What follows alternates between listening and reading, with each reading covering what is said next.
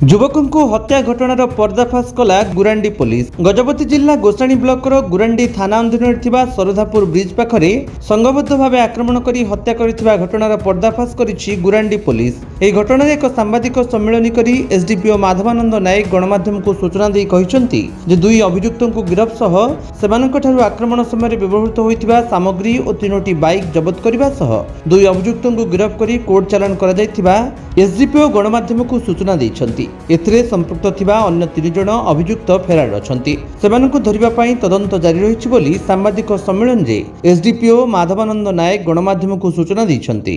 गतता 18/5/2024 सन्ध्या बेले सरधापुर ब्रिज पाखे एक हत्याकांड घटी। हत्याकारी एवं जहाँ को हत्या कर घर गुरांडी थाना अंतर्गत भेनला ग्राम। तेणु यही घटना संक्रांत में आमर गुरांडी थाना एक मकदमा रुजु होती। मकदमा नंबर 59 भारतीय दंडविधि आईन 302 और 34 दफा अनुसार रुजु होती। तेणु ए तदंत कलापर जना पड़ा भेनला ग्रामर सीमांचल प्रधान से ही ग्रामर पार्वती प्रधान को विवाह करते। तेणु संतोष सीमांचल प्रधान तांको ग्रामर आउ जने जहाँ हत्या कराई प्रशांत जेना सहित से हैदराबाद जाकि काम करुले। काम करने भितर सहित संपर्क बढ़ी। तो इत अवसर में प्रशांत जेना से गाँव में आसिक 4 वर्ष रोते किंतु सीमांचल प्रधान से जाकि हैदराबाद काम करुले। तेणु तांकर पूर्वर संपर्क को लेकिन प्रशांत जेना सीमांचल घर को जावास करती एवं किछि दिन तले यही अनुपस्थित सुजोग नहीं गाँव में किछि लोक मैंने गुंजरण सृष्टि कले जे तांको सहित खराब संपर्क अच्छी बोली। तेणु 25/2/2024 तारीख दिन तांकर स्त्री विष पी आत्महत्या कले। ये आत्महत्या प्रशांत जेना दायी बोली सीमांचल प्रधान एवं तांकर संपर्क परिवार लोक मैंने संदेह कले। तेणु ताकू खोजिले मारिदेवा। तेणु यही कथा जापर प्रशांत जेना बहुत दिन है गाँव से दिन ठार से गाँव बाहर जाकि रोला। गाँव में बाहर रहीकि से कुंडा बेपार करूला।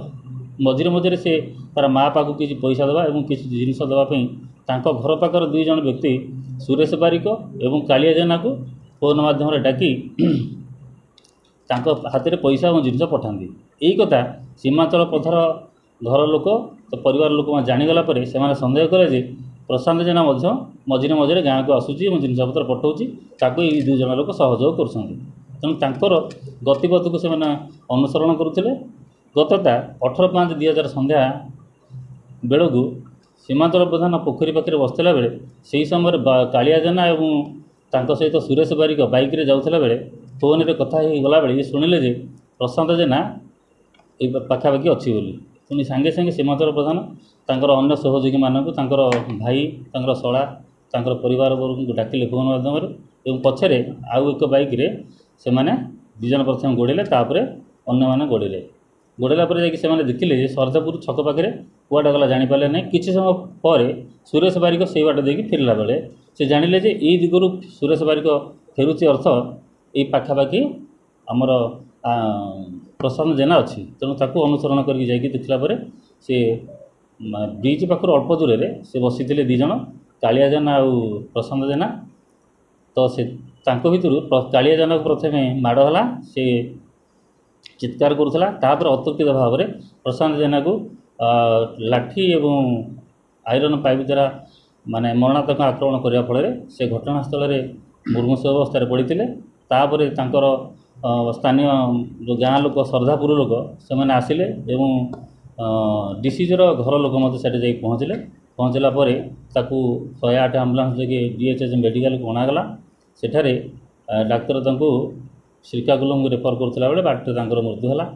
तो ये तदंत कला जना पड़ा ये घटना संपूर्ण भाव में 5 जन अंतर्भुक्त अच्छा।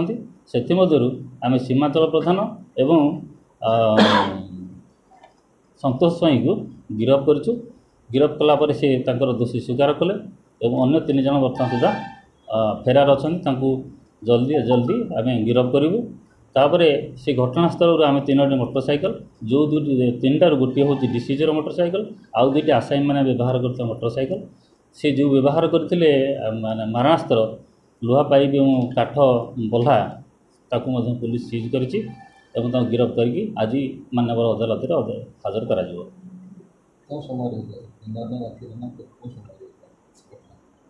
ଘଟଣା ସନ୍ଧ୍ୟା 8ଟାରୁ 8:30 ଭିତରେ। ଆଚ୍ଛା, ଏ ଘଟଣା ସହିତ ଗୋଟେ ରାଜନୈତିକ ହିଂସା ବି ଜଡ଼ିତ ରହିଛି ବୋଲି ଶୁଣାଯାଉଛି। କେତେ ଦୂର? ନା, ଏଇଟା ସମ୍ପୂର୍ଣ୍ଣ ଭାବରେ ତାଙ୍କର ପରିବାର। କହିପାରିବା କି ମୋଟାମୋଟି ଭାବେ ଅନୈତିକ ପ୍ରେମ ସମ୍ପର୍କରେ ଏହି ହତ୍ୟାକାଣ୍ଡ ଘଟିଛି? ସେଟା କୌଣସି ପ୍ରକାର ତଥ୍ୟ ସେମାନେ ଆମକୁ ଦେଇପାରିଲେ ନାହିଁ, କିନ୍ତୁ ଏଇଟା ଗୋଟେ ରୁମର ଆକାରରେ କଥାଟା ଗାଁରେ ସ୍ପ୍ରେଡ୍ କରିଛି ବୋଲି ଜଣାପଡ଼ିଲା।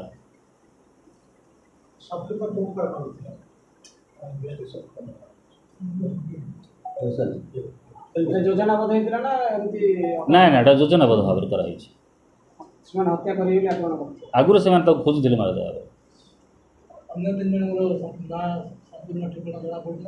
ଜଣାପଡ଼ିଛି, ସେମାନଙ୍କର ଠିକଣା ଜଣାପଡ଼ିଛି। ତାଙ୍କୁ ମଧ୍ୟ ଆମେ ବହୁତ ଜାଗାରେ ଖୋଜିଛୁ, ପାଇନୁ। ଜଲ୍ଦି ତାଙ୍କୁ ଧରିବୁ।